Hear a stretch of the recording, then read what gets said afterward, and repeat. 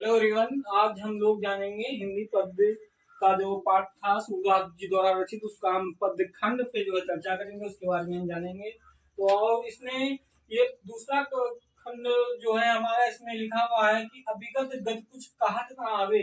यानी कि सूरदास जी कहते हैं कि निराकार रूपी ईश्वर की महिमा के बारे में, उनके गुणों के बारे में उसकी व्याख्या करना बहुत ही कठिन है।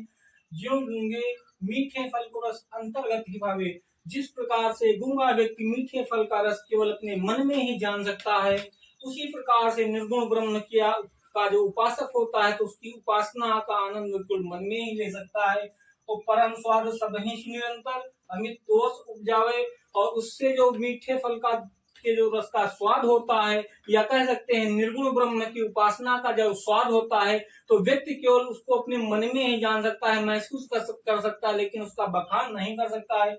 मन वाणी को अगम अगोचर, जो कि निर्गुण ब्रह्म और निराकार रूपी ईश्वर जो है मन और वाणी अगम अगोचर यानी कि इंद्रियों से परे हैं। वही केवल उसको जान सकते हैं और वही उसको प्राप्त कर सकते हैं, जिसकी कल्पना बाहर जिसको बाहर व्यक्त नहीं कर सकते हैं।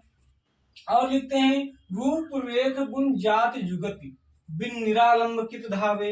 और जिनका कोई रूप ही नहीं है, जिनका कोई शरीर नहीं है, जिनकी कोई छाया नहीं है, भला हम उनके बारे में क्या कह सकते हैं, या उनको हम कैसे प्राप्त कर सकते हैं। और सब विधि अगम विचार ही ताते सूर सगुन पद गावे। और सूरदास जी कहते हैं कि निर्गुण ब्रह्म अर्थात निराकार रूपी ईश्वर के सभी विधियों पर विचार करने, उपासना के सभी विधियों पर विचार करने के पश्चात हमारी समझ में तो भैया यही आता है कि सगुण भक्ति धारा अर्थात भगवान श्री कृष्ण के सगुण के पद में गाता हूँ।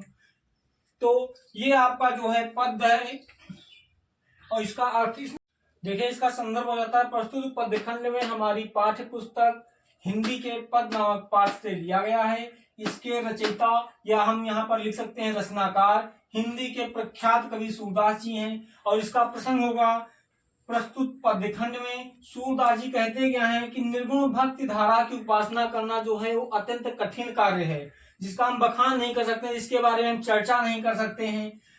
एवं सगुण भक्त की उपासना व कृष्ण भक्त के पद गाने का वर्णन किया है। और अगली पंक्ति में लिखते हैं इसकी व्याख्या, जो व्याख्या हमारी हो जाती है प्रस्तुत पद खंड में। सूरदास जी कहते हैं कि निराकार रूपी ईश्वर की महिमा उनके बारे में वर्णन करना बहुत ही कठिन है, अत्यंत अत्यंत कठिन है। जिस प्रकार गूंगा व्यक्ति मीठा फल खा करके उसके फल का रस जो है मन में ही व्यक्त कर सकता है, मन में ही जान सकता है, उसी प्रकार से निर्गुण ब्रह्म की उपासना हम जो है मन में ही कर सकते हैं। जान करके निर्गुण ब्रह्म को प्राप्त अगर हम कर भी लेते हैं तो उसका संतोष हम केवल मन ही मन में कर लेते हैं, लेकिन उसका आनंद नहीं ले सकते हैं। जिस प्रकार गूंगा उस फल के रस को मन में जानकर खुश होता है, मग्न हो सकता है, निराकार रूपी ईश्वर मन वाणी तथा इंद्रियों से परे हैं, जिनका कोई रूप नहीं, जिनकी कोई आकृति नहीं, जिनका कोई आकार नहीं, हम उनके बारे में कैसे जान सकते हैं। सूरदास जी सभी प्रकार के निराकार रूपी ईश्वर को प्राप्त करने की विधियों पर विचार करने के पश्चात कहते हैं